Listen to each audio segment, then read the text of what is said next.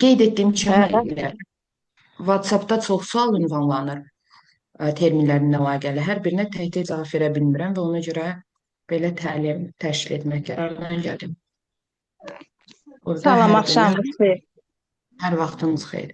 Diqqətlə dinləsəniz, həm sertifikasiya, həm də MİQ-dən yəni rahatlıqla bununla bağlı sualları yaza biləcəksiniz. Yəni çətin deyil həqiqətən. Bizə diqqətlə dinləyin, sonda da sual cavab edəcəm. Yəni bir Zoom isə ikinci Zoom-u sual cavabla bağlı olacaq. Müəllimlər qoşulsun. Biraz tez təşkil etdim, 1-2 dəqiqə. Aha. Onun kimi nəsə suallarınız varsa buyurun verin. Müəllimlər qoşulana kimi. 2 dəqiqədən sonra dərsimiz başlayır. İzahı paylaşılacaq müəllim hadisi. Bəli, bəli, YouTube-da paylaşacağım. İzahı da sual cavabıdır. İki Müəllimə hissədən axşamınız ibarət. xeyir olsun. Hər vaxtınız xeyir. Üzrü sayı narahat elədim. Quiz Olsun, olar ki, buyurun. başqa vaxtda keçirək. Quiz də var ya, bugün. Olar. Olar. Sabaha Qeyd edərəm. keçirək. Sabah dərsimiz yoxdur da, zəhmət Yaxşı. olmasa nə olur. Yaxşı. Çox sağ olun. Təşəkkür edirəm. Siz sağ olun. Sofiya müəllimə, olar bir sual verim, axşamınız xeyir olsun. Əlbəttə, hər vaxtınız xeyir. Yəni bu ehtiyat kadrlarının aqibəti necə olacaq? Yenidən bir imtahanı keçirilsə, bizim balımız sıfırlanacaqmı? Biz də yenidən iştirak edəcəkmiyik? Yəni yenidən iştirak məlumatınız var. etsəz daha yaxşıdır. Əslində sıfırlanmır, amma yenidən iştirak Aha. etsəz yaxşıdır ki, nəticənizi daha da yüksəldib daha asanlıqla vakant yerlərini seçə bilərsiniz. Amma nə vaxta qədər Hardasa faizdə olacaq. sıfırlanmır? Bəli. Bəli. Nə vaxta qədər sıfırlanmır?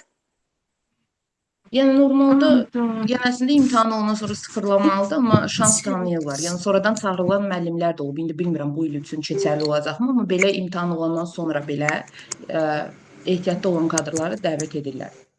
Amma dediyim kimi imtahanda iştirak etsəniz yaxşıdır ki, daha da yaxşı əgər özünüzə güvənirsinizsə, nəticənizi daha da yüksək qaldırıb, vakansiya seçimində iştirak edib yerləşdiriləsiniz. Oktyabrda olma ehtimalı var. Bilirsiniz, rəsmi hələ məlumat paylaşılmayıbdır. Mənim nəsə qeyd etməyim, dediyim kimi fərziyyə olar. Nə MİQ, nə də sertifikasiya ilə bağlı əslində oktyabrda edilibdir, elə oktyabra da gözlənilir. Yəni, indən sonra yaradılan qruplar sürət qrupu olacaq. Niyə? Çünki düşünün də, oktyabra kimi neçə ayımız var? Normalda proqram 4 aylıqdır. İndiyənə kimi normal, stabil proqramla davam etmişəm, amma bu son ayda, yəni bu ay daxil olmaqla sürət qrupları olacaq. Hələ indi 2 aylıqdır, yəni qismən sürətləndirilmişdi, amma sentyabrda 1 aylıq yaradacam. Sertifikasiya müəllimləri. Çox sağ olun müəllimə. Siz sağ olun.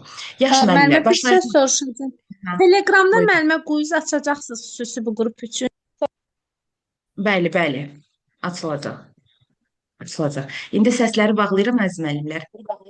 Keçək izaha. Dediyim kimi, WhatsApp-da o qədər suallar gəlir terminlərlə bağlı, hər birini cavablaya bilmirəm. Bu gün ümumi terminlərə diqqət yetirəcəyik bağça ilə əlaqəli. Düşünürəm ki, ilk mövzularda bununla bağlı YouTube-da paylaşımlarım var. Bilmirəm, diqqət yetirmisinizmi? Mütləq ki, baxılıbdır, saya əsasən bilinir, yəni izləməyə əsasən.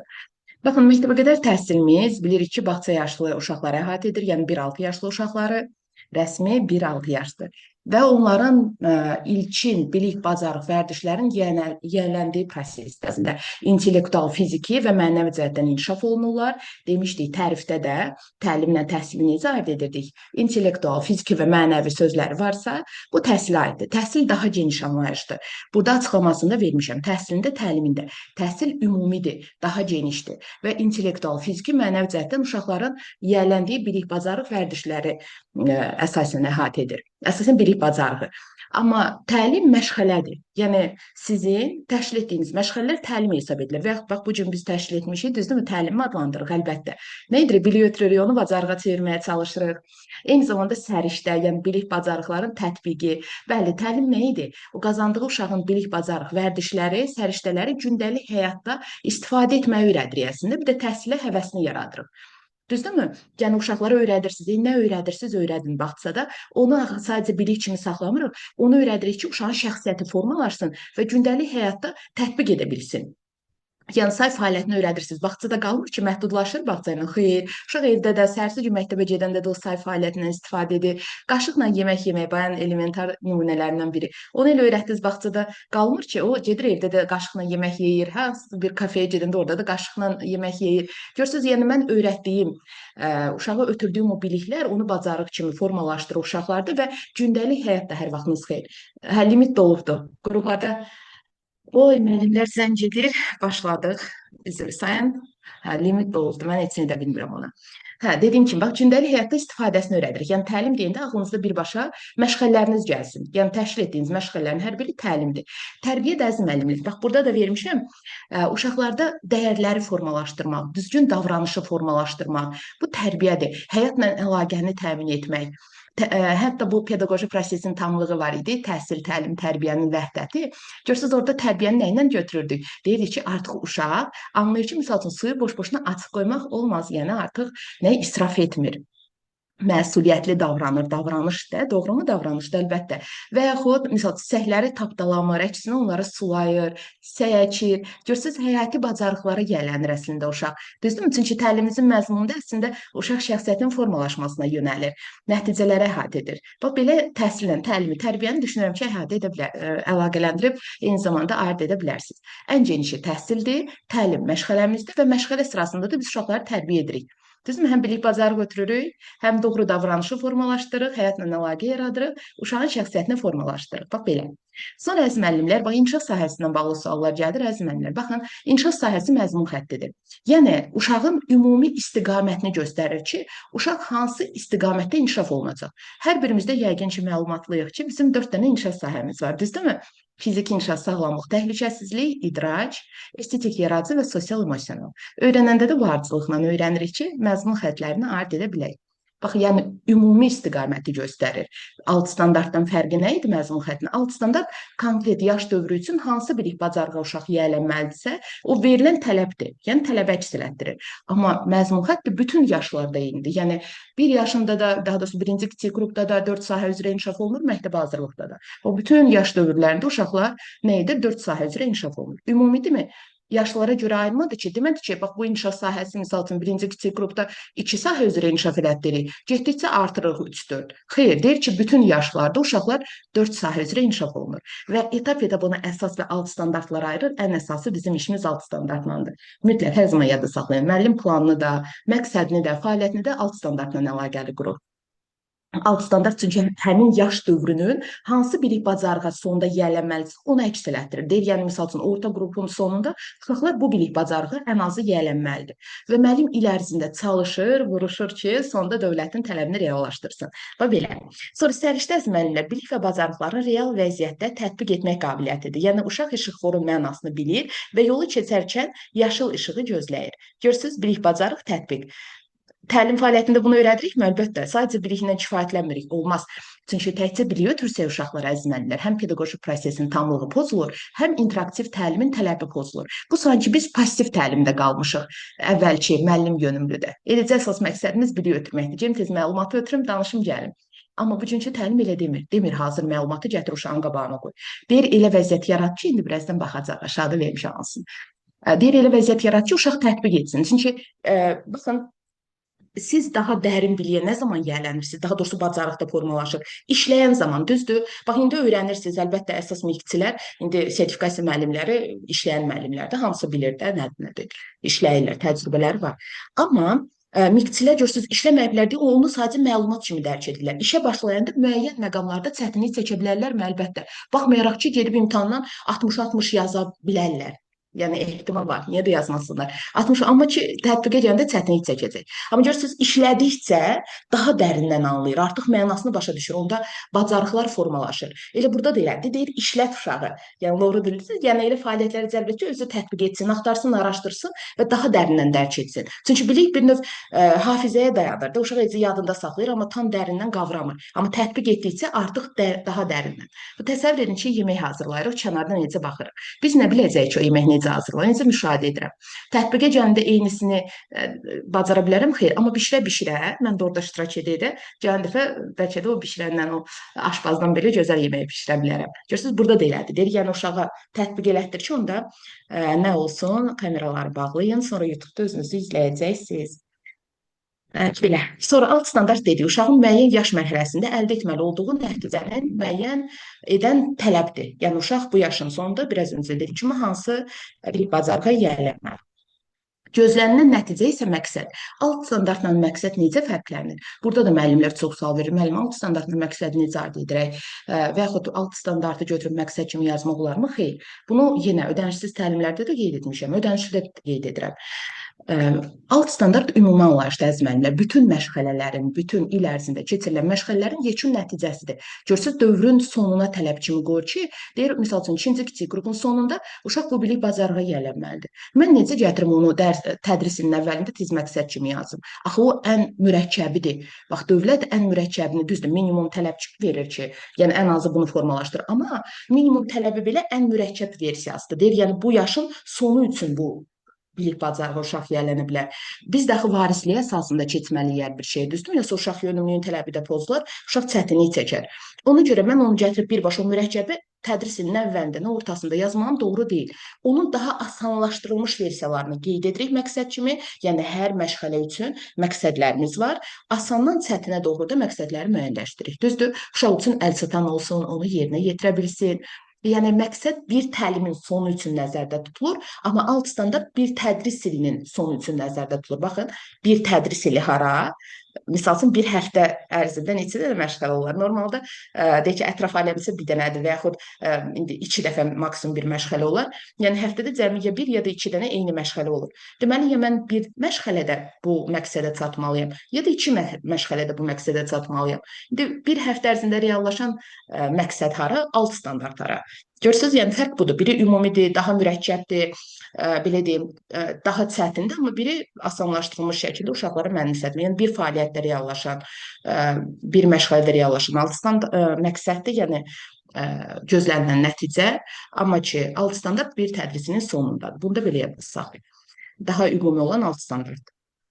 Amma belə əslində məqsədi alt standartdan çıxardırıq. Daha doğrusu, misal üçün, müəllim plan qururmu, alt standarta nəzərən qurur axı. Orada, misal üçün, məşğələyə uyğun mövzu seçir, mövzudan da məqsədi çıxardır. Məsələn, alt standartın birbaşa gedib özündən qaçaqca gətirib yazmır.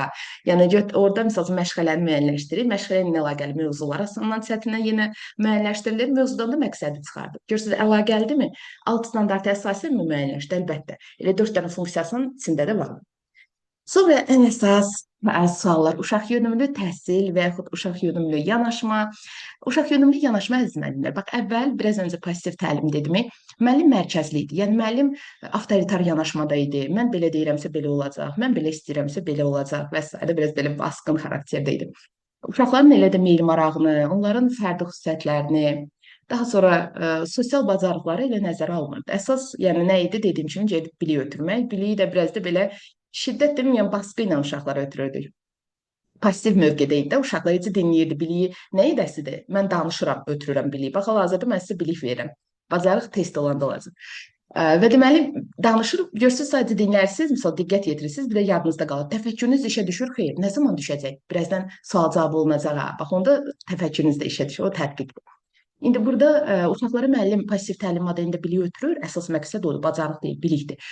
Və uşaqlarda sadəcə dinləmə bacarığını inkişaf elətdirir, yadda saxlama bacarığını, yəni əzbərləmə bacarığını, o da pasiv olur, uşaq oturur, nə edir ki, heç nə. Amma uşaq yönümlüdə deyir, əksinə, uşağı mərkəzdə qoy, hər bir şeyi onun meyil marağına uyğun qur. Yəni, bu demək deyil ki, uşaq nə istədi, elə onda yarat. Bu da olmaz axı, hər kəsə yön olar, o zaman egosentrik olar uşaq, o da doğru deyil. Həm də biz onu inkişaf elətdirməliyik, deyir ki, bütün günü necə oynayım. Ona görə məcbur etmədən yönləndirmək, ona görə biz fasilitatorıq. Fasilitator, koordinator, yəni tərbiyəçi müəllim də yön verən, istiqamət verən, bəli, uşağı məcbur etmədən əslində fərqli yollar göstərər. Sanki uşağın özü seçirmiş kimi də, əslində özü də seçir, amma o yolları mən göstərəm. Uşağı belə təlqin edirəm, təsir edirəm, sugestiv qabiliyyətimiz burada işə düşür, təsir edirəm və uşaq o fəaliyyətdə iştirak edir. Görürsünüz, məcbur etmədim ki, qışqırmadım ki, tez bunu yerinə, xeyr, həvəs yaratdım uşaqda, düzgün rəy verdim, istiqamət verdim və uşaq başlayır iş görmə. Uşaq yönümlü budur. Həmçinin baxırsınız ki, uşaq prosesdə sıxılır.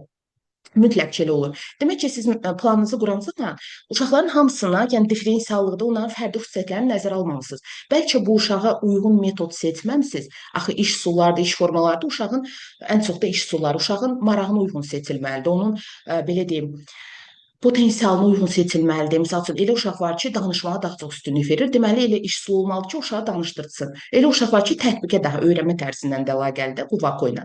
Elə uşaq var ki, tətbiqə daha meyillidir, kinestetik uşaq, öyrənən uşaq. Deməli, o metodlardan seçir. Eləsi var, məsəl üçün, daha çox vizualdır, ona da onunla bağlı iş üsulu. Bax, onda uşaqlar maraqla qarşılayacaq və fəal iştirak edəcək. Bizə də lazım olan odur. Çünki interaktiv təlimin tələbi deyir, uşaq prosesdə fəal iştirak etsin, subyekt kimi. Həm tənqid etsin, həm fikir bildirsin, həm məsəl üçün axtarsın, araşdırsın, tədqiqat aparsın, müşahidə etsin, tətbiq etsin, problem həll etsin də iş üsullarını bilirik. Və əslində o metodlar vasitəsilə bəli, mən uşağı fəallaşdırıram. Bir var necə otursun, müqavilə kimi məni dinləsin. Bir də var ki, özü də iştirak edir. Axtar ki, burada nə etmək olar? Bu, bilirsiniz, problem vəziyyətdə həqiqətən ən çox uşağın idraki fəallığını təmin edən iş üsuludur.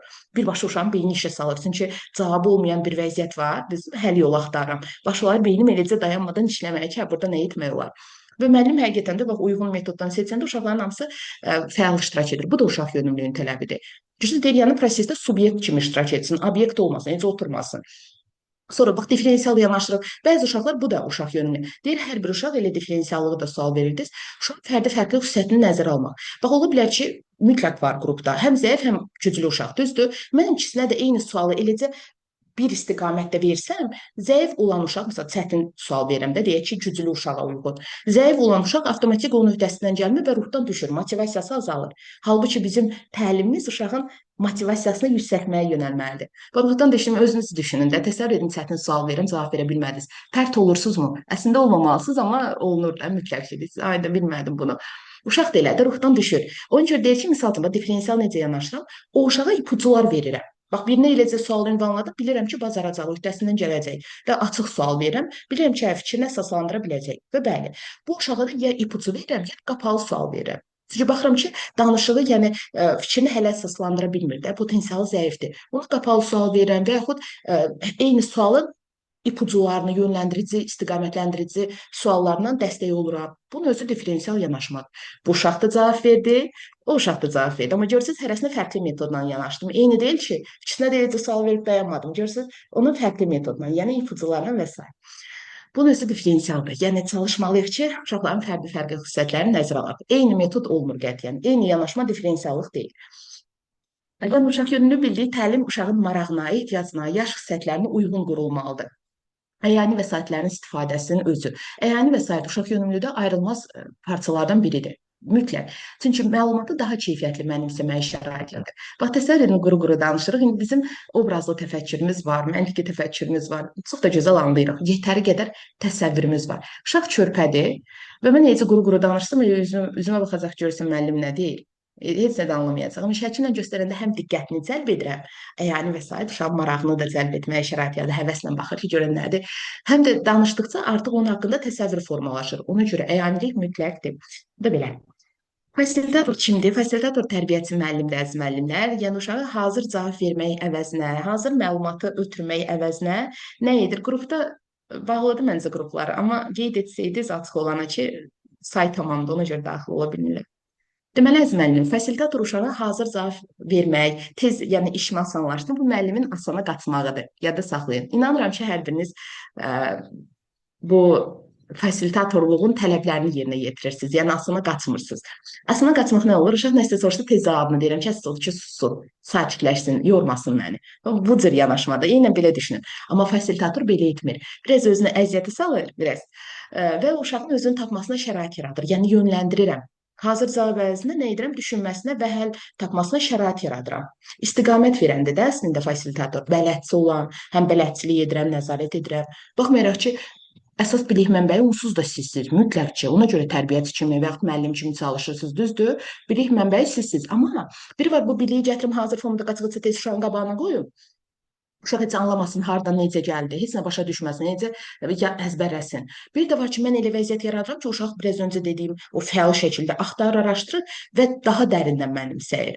Hansı daha yaxşı olar? Eləcə əzbərləməsi, yoxsa anlaması, qavraması, başa düşməsi, təfəkkürü işə salmaq mütləqdir. Bax, burada elədir. Fasilitasiya əziz müəllimlər, təlim prosesində uşağın fəaliyyətinin düşünməsini və əməkdaşlığını asanlaşdıran prosesdir. Proses, yəni fasilitasiya prosesdir, fasilitator müəllimdir də belədir. Yəni biz nə edirik? Sualdır, düşünmədir, araşdırmadır, müzakirə vasitəsilə yəni prosesi asanlaşdırırıq.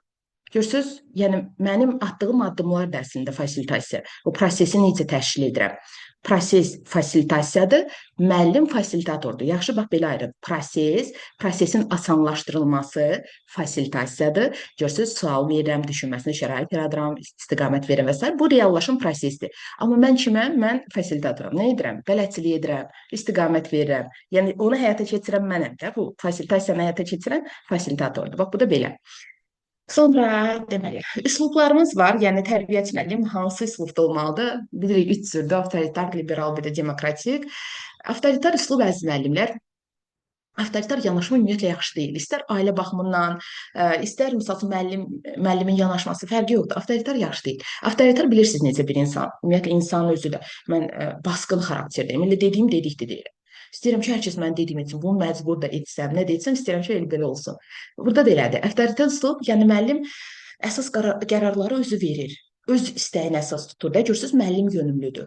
Özünə yönəlikdir. Yəni mən bunu deyirəmsə, bu da belə olacaq. Başqa yəni müzakirəyə açıq deyil. Bax, qəti qərarımdır. Mən bunu dedimsə belə də olur. Bu avtoritar yanaşmadır. Burada uşaqlar baskı altında tapşırıq yerinə yetirir. Müəyyən qədər qorxu, çəkinərək. Görürsüz, uşaq yönümlü və yaxud sağlam mənəvi psixoloji mühitin tələbi reallaşırmı? Qətiyyən. Əksinə, uşaq sağlam psixoloji mühitdən uzaqdır. Psixologiyası pozulur birbaşa, çünki təşvişə düşür, narahat olur. Ona görə nə etməliyik müəllimlər? Demokratik yanaşmada olmalıyıq, yəni demokratik üslub. Bu ən gözəldir. Yəni ali olaraq da, hər bir şey olaraq da. Demokratiya, bax, hər birimiz bilirik ki, demokratiya hər kəsin söz və seçim haqqının olduğu bir mühitdir. Üslub da bir növ elədir. Yəni müəllim uşaqlar arasında əməkdaşlıq var, qarşılıqlı hörmət var, dialoqa əsaslanan üslubdur, söz və seçim haqqı verir müəllim. Yəni uşaqlara baskı etmək əvəzinə bircə fəaliyyətə sövq edir. Və bu da interaktiv təlimin tələbidir. Uşaq yönümlü təhsilin tələbi. Deyir ki, interaktivin əsas açar sözü nə idi? Sosial bacarıq, yəni ünsiyyət, əməkdaşlıq. Deyir ki, həm uşaqlar əməkdaşlıq etsin, həm sən uşaqla əməkdaşlıq et, həm valideynlə əməkdaşlıq edin də bu təhsil üçgəni var. Üçünüz də bir-birinizdən deyir əməkdaşlıq edin. Və bəli, hamısı demokratik üslub vasitəsilə reallaşır. Sizdə hansı materialdan istifadə etsək daha yaxşı olar. Görürsünüz, əməkdaşlıq fikrini soruşuram. Uşağa, misal üçün, hətta seçim verirəm sözünü, öz fikrini ifadə etməsinə şərait yaradıram. Bugünkü təhsilin tələbidir. Baxın, imtahanda necə suallar düşür? İnanın mənə, termin çox nadir halda termini soruşur. Çox vaxt vəziyyət yaradır ki, görün müəllim dərk edirmi, nəyi həll edir? Çünki bu termini vermək bir növ pasiv təlim modelində kimi. Elə əzbəri öyrənirsiniz, gedirsiniz, lavatikdə yazdınız. Amma situasiyanı dərk etmək məntiqdir. Həqiqətən oxuyursunuz, artıq başa düşürsünüz ki, burada sizdən nə istəyir və bu qeyd etdiklərim haqqında indi məlumatlı olursunuz da, diqqətlə dinləyirsiniz də, məlumatlı olduqdan sonra inanmıram ki, siz situasiyanı səhv yazasınız. Həqiqətən, çünki avtomatik əlaqələndirəcəksiniz ki, bax, bu xüsusiyyətlər, məsələn, uşaq yönümlüyə xasdır, bugünkü təhsilin, təlimin tələbinə xasdır və s. Deməli, bu doğrudur. Məsələn, bu ziddir. Burada artıq ya baskı mı var, ya təzyiq mi var, ya misal üçün sağlam psixoloji mühit mi pozulur, ya hər hansı bir tələb mi pozulur? Bunu da düşünürəm ki, asanlıqla tapacaq. Belə hiylə var da, onu başa düşmək lazımdır. Demokratikdə dedik, kralımız qaldı. Kral da əslində laqeyd, vecsiz yanaşması kimidir bir növ, elə düşünün. Yəni, uşağa həddindən artıq sərbəstlik verirəm. Get nə istəyirsən elə. Başımdan eləyirəm. Bax, nə şiddət yoxdur, ya həddən artıq çox üzü yumuşağam, nə də deyirəm, hə, elə də olsun, elə də olsun. Bu da bir növ uşağı başlı-başına buraxmaqdır. Doğrudurmu? Doğru yanlış, qətiyyən, yaxşı deyil. Bu avtoritar qədər liberal da yaxşı deyil. Çünki uşağı başlı-başına sərbəst buraxıram. Nəzarət etmirəm. Eləcə yükü çiyinlərindən atıram ki, getsin orada sakitcə nə edir etsin, əsas odur ki, mənə dəyib toxunmasın. Bu yaxşı yanaşma olar, xeyr. Yadda saxlayın ki, ailə də liberal olanda bax, bu şəkildə olur. Doğru deyil. Uşaqlara bax, demokratik hörmət edirik əlbəttə bir-birimizə, seçim söz haqqı veririk, yönləndiririk, istiqamət veririk. Bax, demokratikdə ilə elədir. Yəni, başlı-başına buraxmırıq, nəzarət edirik. Bu prosesi idarə edən fasilitator, yəni bizlərik. Bu da belə. Fərdiləşməni dedik, fərdiləşmə uşağın fərdi inkişafına, ümumiyyətlə diferensiallaşmaqla fərdiləşməni eyni əlaqəli görünsə də cüzi bir fərqləri var. Bax, diferensial yanaşma əziz müəllimlər, qrup otağında 15-20 uşaq var da, yaş dövrləri üzrə fərqlidir. Məsələn, erkən inkişafda 15-dir, böyük inkişafda 20 uşaq olur qrupda. Bax, bütün o uşaqların fərdi xüsusiyyətlərini nəzərə almaq. Yəni dərsi misal üçün məlumat ötürərkən həm izah etmək, həm əyani vəsaitlərdən istifadə etmək, həm də praktik situasiya yaratmaq. Bu differensial yanaşmadır. Görürsüz, bütün uşaqları nəzərə aldım. Fərdi yanaşma tək-tək yanaşmaqdır. Misal üçün, tapşırıq verəndə birinə qismən asanlaşdıram, ipucu verirəm və s. birinə qismən daha çətin verirəm. Bax, belə tək-tək yanaşmaqdır. Əslində, görürsünüz, cüzi biraz fərq var. Yəni, diferensialda hər bir uşağa fərqli yanaşıram, elə fərdi də onun içində də fərqli və fərdi yanaşıram. Fərdi, yəni tək-tək yanaşmaq, misal üçün, bu uşaq burada səhv edir, nə edirəm? Yaxınlaşıram, səhvini orada göstərirəm ki, bax, əslində sən bunu çox gözəl etmirsən, bunu da düzəltsən daha yaxşı olacaq. Görürsünüz, bu fərdi yanaşdım. O bir uşağa yaxınlaşıram, onun səhvi başqa yerdə də elə göstərirəm. Amma diferensial dediyim kimi bütün uşaqları eyni zamanda nəzərə almaq. Sonra inkişaf edici mühit haqqında soruşursunuz. İnkişaf edici mühiti, yəni düşünürəm ki, baxıb bilməlisiniz. Uşağın müstəqil fəaliyyətinə, araşdırmasına və inkişafına imkan yaradan fiziki və sosial mühitdir əslində. Yəni inkişaf edici mühitdir, dəstəkləyici mühitdir, öyrədici mühitdir. Bunların hamısı eynidir. Uşaqlar, yəni bağçadır da əslində, bağça və onun həyətiyəni sahəsi, hətta bağçadan kənar fəaliyyətlər də burada daxildir bir növ. Parqa uşaqlar ekskursiya görürsünüz, orada da inkişaf elətdirir, amma bu bağçadan kənardır. Bağçanın daxilində, misal üçün, həyətiyəni sahədə, bağçanın içərisində inkişaf edici mühitdir. Görürsünüz, ən əsaslı fəaliyyət mərkəzləri, yəni güşələrimiz, bizim məqsədlərimizi reallaşdırmağa birbaşa kömək edir. Çünki baxacaq təsiri fəaliyyət məşğələsidir, düzdürmü? Orada bizim ləvazimatlara ehtiyacımız var, əlbəttə. Görürsünüz, gedirik oradan, güşədən qələmlər, fırçalar, boyalar götürürük. Kömək etdirmək məqsədi reallaşdırmağa, bəli.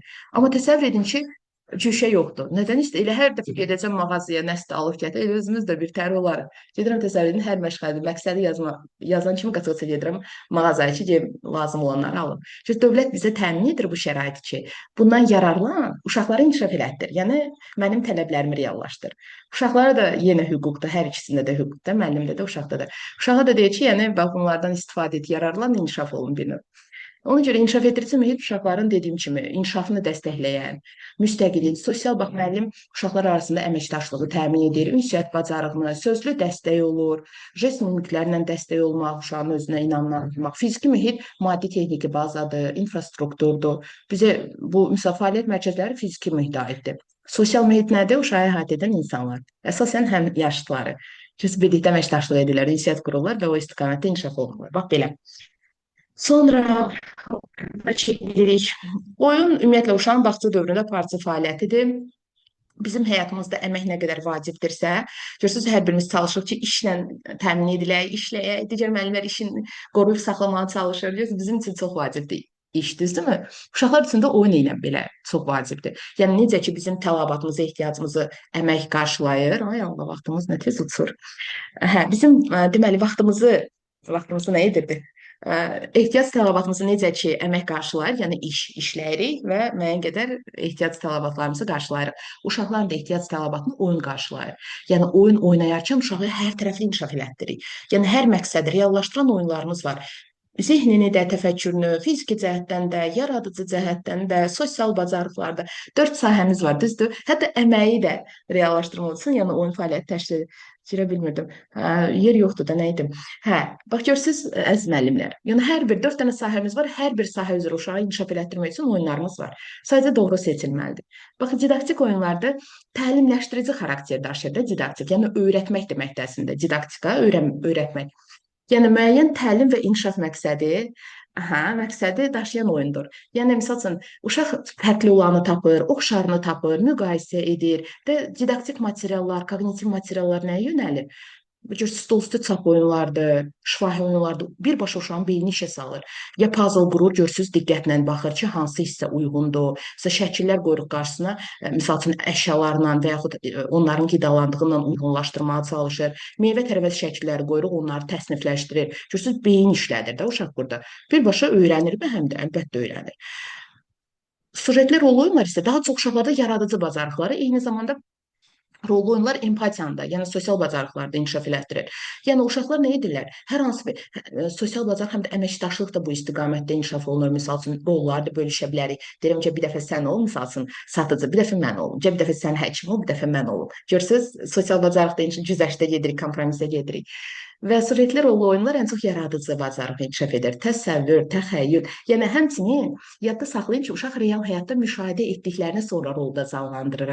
Yəni anidən yatıb durub demir, hə, durum gen tez bu gün həkim olub. Uşaq müşahidə edir, məsələn, müəllimin danışdıqlarına əsasən, göstərdiyi şəkillərə, danışdığı nağıllara əsasən və yaxud gündə müşahidə edir də nənəsini, babasını, anasını, yolda keçən hər hansı bir peşə sahibini, 100 nəfər girib, bəli. Deməli, bax, onları müşahidə edir və sonra onu yadında saxlayır, başlar onları təqlid etməyə. Və yaxud quşa baxır ki, necə uçur, sonra başlar özü quş kimi uçmağa. Bax, bunların hamısı sujetli olur. Əsasən canlıları təqlid etməyə çalışmaq. Yaradıcı oyun əzməlilər uşaqların özləri tərəfindən yaradılan oyundur. Yəni, hər bir şey uşağın özü tərəfindən düzəltilir, qurulur. Bax, sujet xəttidir və s. uşağın özü tərəfindən. Bax, qaydalını böyüklər öyrədir. Çünki konkret qaydası var, oynama tərzi var, belə qeyd edək də qaydaları. Onu biri öyrətməlidir uşağa. Düzdürmü? Yəni, birdən-birə uşaq necə bilsin ki, bu necə oynanılır? Biz öyrədirik. Amma yaradıcı bu fantaziyadır, bu təsəvvürdür deyə uşaq özü necə istəyir, elə də yaradır, elə də qurur. Sonra psixik proseslərlə bağlı suallarınız çoxdur. Qavramadır, təfəkkürdür, təxəyyüldür, diqqətdir, hafizədir. Onları da vermişəm. Qısa-qısa belə qarışıq bir termin izahlarda, amma düşünürəm ki, cavab tapacaqsınız hər bir şey. Demək, qavrama əzmənlər obyekt və hadisələrin hiss süzüləri vasitəsilə bütöv şəkildə qavrama mənimsəmək, anlamaq deməkdir əslində, başa düşmək. Qavrama təfəkkürdən fərqlidirmi? Əlbəttə, təfəkkürün tərkibindədir, amma idraki prosesdə əslində o da. Mesela hiss süzüləri vasitəsi var, bizim sensori inkişafımız var da, göz, qulaq, ağız, burun, ümumi bədəndə lamis süzüləri. Bunlar vasitəsilə uşaqlara hər bir şey öyrədir. Əlbəttə, gözlə görür, yadında saxlayır, obraz olaraq, səsini eşidir, səslə ayırd edə bilir, dadına baxır, dadları ayırd edə bilir, qoxusundan tanıyır, toxunur, onu misalca hiss edir, yumuşaqdırmı, bərkdirmi, hamardırmı, nahamardırmı və s. Bax, görürsünüz, qavrayır, onu tam, almadır, almanı həm göstərir, həm toxunur, həm dadına baxır, misal çiçəkdir, həm qoxlayır, həm yenə toxunur. Görürsünüz, qavrama prosesdə. Ən çox qavraman 1-3 yaşında da qavradırıq, mənimsədirik. İstər sensor təcrübə zamanı, istər tərbiyə zamanı. Düzdürmü? Müxtəlif oyunlar vasitəsilə əyanilik çox vacibdir. Toxunsun, kontur xətt üzərindən keçsin və s. Bax, belə. Sonra hara getdi, harası aşağı düşdü, bir saniyə. Hə, təfəkkür. Təfəkkür əzməlilər. O da idraki prosesdə. Əslində, uşaqlar əlaqə və qanuna uyğunluqları müəyyən etmək, problem həll etmək, nəticə çıxartmaq, müqayisə etmək, tənqid etmək, təfəkkürə aid o qədər şey saya bilərik. Misal üçün, tədqiqat aparmaq, təsnifləşdirmək, daha sonra ümumiləşdirmək, sintezdir, analizdir, dediyim kimi tənqidi təfəkkür, məntiqi təfəkkürdə o növlər də var. Hətta yaradıcı təfəkkür də var. Yəni, uşaqların beynini işə salır və fərqli obyektlərdə, misal üçün, onları müqayisə edir, fərqli obyektlərin ortaq xüsusiyyətlərini qeyd edir, misal fərqli obyektlərin ortaq cəhətlərini tapır ki, misal bu meyvə kateqoriyasında fərqli meyvələrdir, hamısı alma deyil ki, uşaq almayır ki, hə, bunların hamısı misal meyvəyə aiddir, göz təsnifləşdirir və yaxud hamısı nəyə aiddir, qruplaşdırır həm də tərəvəzlərə. Fəsiz təfəkkürdür və yaxud fikrinə əsaslandır, deyir, buna görə belə oldu və yaxud problem həll edir. Asandırmı? İdraki birbaşa təfəkkürdür ki, uşaq orada qanuna uyğunluğu müəyyənləşdirir. Bax, bu təfəkkür. Sonra hafizə əzməllimlər, burada aşağıda vermişim, oraya gerək. Qalxır ki, yuxarı qatırlardan yuxarı qalır. Orada da bizim hafizimiz, bir saniyə, burada aşağı düşüb o. Hə, hafizəmiz. Deməli, əzməllər, hafizə məlumatları yadda saxlamaq, qorumaq və xatırlamaq prosesidir. Əslində, hafizə yadda saxlayın ki, biraz öncə baş verən nəyisə və yaxud çoxdan baş verən nəyisə xatırlamaq, hifz etmək, qorumaq, onunla əlaqəlidir. Misal üçün, 5 dəqiqə bundan əvvəl şeiri əzbərləyirdim, sonra danışıramsa, şeiri görmədən, əzbər danışıramsa, bu hafizədir. Və bundan əvvəl müəllim nə isə göstərdi, sonra mən başlarım o xüsusiyyətlərini sadalamağa, yenə hafizədir. Necə xüsusiyyətlərini, daha doğrusu elə xüsusiyyət deməyim. Ya şəkildə nələrsə təsvir olunub, müəllim onu mənə göstərdi, baxdım. Sonra şəkili gizlədi. Görsünüz, indi görmürəm onu. Yəni görsə bu hafizə deyil. Uşaq özü beynindən xatırlamalıdır onu. Müəllim sonra şəkili gizlədir. Uşaq başlayır orada olanları sadalamağa. Bax, sadalamaqda yenə hafizədir. Yaxşı yadına salır da. Və bundan əvvəl mətn danışdım. Uşaq o mətndə baş verənlərlə bağlı sual verirəm. Uşaq cavab verir. Deyirəm, hava necə idi, qız necə geymişdi və yaxud itmi vardı, hansı personaj vardı və s. Uşaq xatırlayır. Bu hafizədir. Ən çox da uşağın hafizəsini inkişaf elətdirən nədir? Şeirlər. Ən çox şeirdir, çünki əzbərə öyrənilir.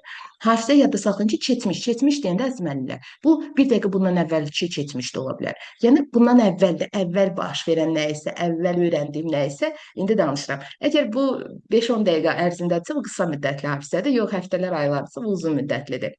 Uzun müddətli də məktəbə hazırlıqda uşaqda formalaşır. Dünən öyrəndiyi şeyi xatırlamaq. Görürsüz, dünən öyrəndim, 5 dəqiqə bundan əvvəl öyrəndim və s. Bundan əvvəl gördüm, sonra onu xatırlayıramsa, bu nədir? Hafizə. Təxəyyül də fantaziyadır. Yeni obraz və təsəvvürlərin yaradılması prosesi. Bax, nə isə xəyal etmək, nə isə təsəvvür etmək, nə isə davam elətdirmək, yeni nəslə yaratmaq, fərqli fikirlər, qeyri-adi işlər, bunların hamısı təxəyyülə əsaslanır. Bəli, xəyal gücüm nə qədər genişdirsə, o qədər də gözəl yaradıcı işlər sərgiləyəcəm. Yəni, sabah nağılı danışdım, yarımçıq saxladım, uşağın özü artıq təsəvvür edir. Düzdür, özündən hekayə uydurur və yaxud bu təsir fəaliyyətin özü də yaradıcılıqdır, təxəyyüldür. Uşağa, misal üçün, hissələr verim, özü tamamlayır, tamamlamaq yenə təxəyyüldür. Görürsünüz, özü təsəvvürünə dayanır, əsaslanır. Siz sağ olun. Son diqqət əzmənlər. Şuurun müəyyən obyekt və fəaliyyətə yönədilməsi və cəmlənməsidir. Əslində, adaptasiya, konsentrasiya, fikrin cəmlənməsi. Nəsə diqqət yetirirəm. Diqqət indiki zamandadır, yəni görməliyəm. Diqqət həmin anda baş verən fəaliyyət. Görürsünüz, hafizə dedik, keçmişdi, az keçmiş də ola bilər, çox keçmiş də ola bilər. Yəni, çox baş verən bir şey də ola bilər və yaxud bu yaxında olan bir şey də ola bilər. Amma diqqət bu anda baş verən. Yəni, bax, mən dərs danışıram. Bu anda siz mənə fikrinizi verirsiniz, diqqətinizi mənə yönləndirirsiniz, bu diqqətdir. Bir də var ki, gözünüz mənə baxır, məni də görmürsünüz hərçənd, PDF-ə baxıram, fikriniz başqa yerdədir. Bu, diqqətinizi toplaya bilməməkdir. Və yaxud həmin an deyirəm ki, uşaqlar, bax, nağıl danışıram, diqqətlə dinləyin, bax, bunun özü diqqətdir. Və yaxud hər hansı bir tapşırığı yerinə yetirin, puzzle-dır, labirintdir. Görürsünüz, diqqətlə baxmalıyım ki, hansısa hissələri tapım. Yoxsa nəzərimdən yayındı mı, getdi. Düzdür? Bax, diqqət həmin anda baş verər. Məsələn, eyni əşyalarda fərq tapmaq. Görürsünüz, diqqət, yəni əyani, burada da vizual çox vacibdir. Elə audialda mən çox vizual. Uşaq diqqətlə baxır, eyni əşyalarda fərqi tapmağa çalışır. Eyni deyə, misal üçün, mənim ağlıma gəlməz ki, orada fərqli nəsl olar. Amma diqqətçil uşaq tez fərqinə var ki, müəllimə, onun ətəyi başqa rəngdədir. Görürsünüz, mən həqiqətən bəlkə fərqinə varmıram. Uşaq amma deyir ki, bax, ətəyimi, boyun bağımı, saçımı, görürsünüz, fərqinə var. Diqqət həmin ana nə isə fikrini toplamaqda, cəmləmək, konsentrasiya olmaq. Belə. Gözləyin, indi ikinci linki göndərim. Belə baxıram ki, biraz vaxt alacaq. Gözləyin, əziz müəllimlər, ikinci linki göndərim.